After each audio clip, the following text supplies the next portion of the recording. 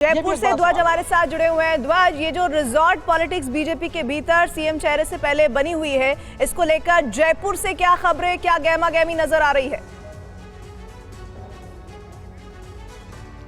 देखिए, 4 दिन पहले जो मुलाकातें हो रही थी, जो कि वसुंधरा राजे के आवास पर जो तमाम जो विधायक पहुंच रहे थे, इसकी जो आग है ये वहीं से शुरू हुई थी। और उसके बाद से ये कयास लगाए जा रहे थे कि वसुंधरा राजे आलाकमान को मैसेज दे रही हैं कि ये जो तमाम विधायक हैं ये उनके घर पर मिलने आ रहे हैं। लेकिन वो ये बताना चाहती थी कि संख्या, मतलब नंबर ऑफ काउंट कितना है। तो 40 से ज़्यादा विधायकों का दावा किया जा रहा था, लेकिन जो 2 दिन में जो विधायक मिले थे तो उनकी जो संख्या वो 40 के पार भी जा रही थी। और उसके साथ साथ में इंडिपेंडेंट विधायकों की बात की जाए, सबसे बड़ा रोल जो कि वो अदा कर रहे थे, तो उनसे लगातार संपर्क में थी वसुंधरा राजे। ऐसी भी जानकारी जो है सामने आई है कि उनसे लगातार बातचीत कर रही थी और उनसे जो है फ़ोन पर संपर्क में थी। कहीं ना कहीं ये संख्या जो बताई जा रही थी, ये 50 के आसपास की एमएलएज की बताई जा रही थी, जो कि वसुंधरा राजे के साथ में कुछ एमएलए से हमने उस वक्त भी बात की थी। उन्होंने भी साफ तौर पर कहा था कि हमारी नेता कोई भी हो, कोई भी सीएम बने, तो हम वसुंधरा राजे को देखना चाहते हैं। ये सबसे बड़ा दावा, और इसकी हवा जो है तभी से शुरू हो गई थी कि अब कुछ ना कुछ राजस्थान की राजनीति बड़ा होने वाला है। उसके साथ साथ में जो विधायक दल की बैठक जो है टाली जा रही थी, लगातार टाली जा रही थी। कहीं ना कहीं आला कमान को इस बात का ये अंदाज़ा था कि ऐसा कुछ हो सकता है, क्योंकि वसुंधरा राजे जो है 2 बार की सीएम रही हुई हैं। उसके बाद में जब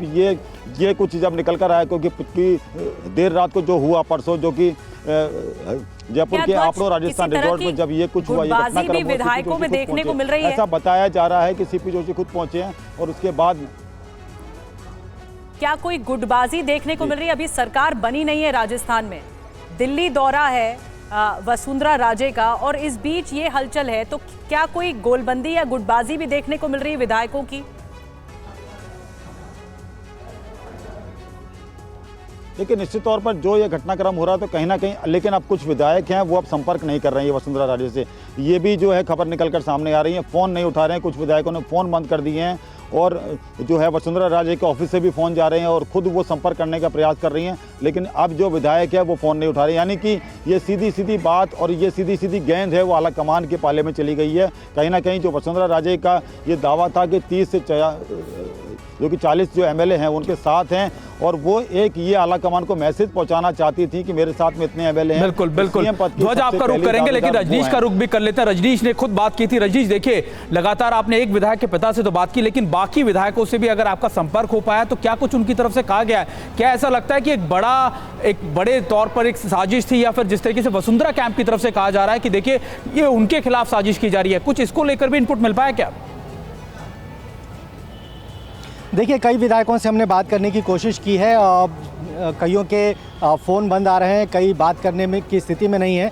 लेकिन उनमें से एक विधायक ने अपना नाम नहीं बताने के शर्त पर ये बताया है कि दुष्यंत सिंह का उन्हें कॉल आया था और उनको कहा गया था कि आप होटल में जाइए, और करीब 15 से 20 और विधायक रात तक वहां पर पहुंचेंगे। कुछ और विधायक वहां पर पहुंचने के बाद उन्हें आगे कहीं ले जाया जाएगा। लेकिन ये सारी घटनाक्रम के बीच में ललित मीणा ने जिस तरीके से रिएक्ट किया, और उसके बाद ये पूरा जो प्लान था वो एक तरह से कहा जाए कि उसका पर्दाफाश हो गया। केंद्रीय नेतृत्व तक, आला नेतृत्व तक जब ये सारी बात पहुंची तो एक तरीके से उन सबको वापस लिया गया, होटल से बाहर निकाला गया। अब जो जानकारी सामने आ रही है कि वो तमाम विधायक जिन्होंने वसुंधरा राजे के समर्थन में नतीजों के अगले दिन वहां पर गए थे और दिन भर वहां पर बैठे रहे थे, पूरी प्लानिंग हुई थी, उनमें से अधिकतर विधायक को पार्टी की तरफ से संदेश मिला है कि जो पार्टी किसी भी तरीके की अनुशासनहीनता को बर्दाश्त नहीं करेगी। बीजेपी के अंदर तो बहुत ही ज्यादा हलचल है, खासकर राजस्थान की इकाई में। आप सभी हमारे साथ बने रहे, लौटेंगे आपके पास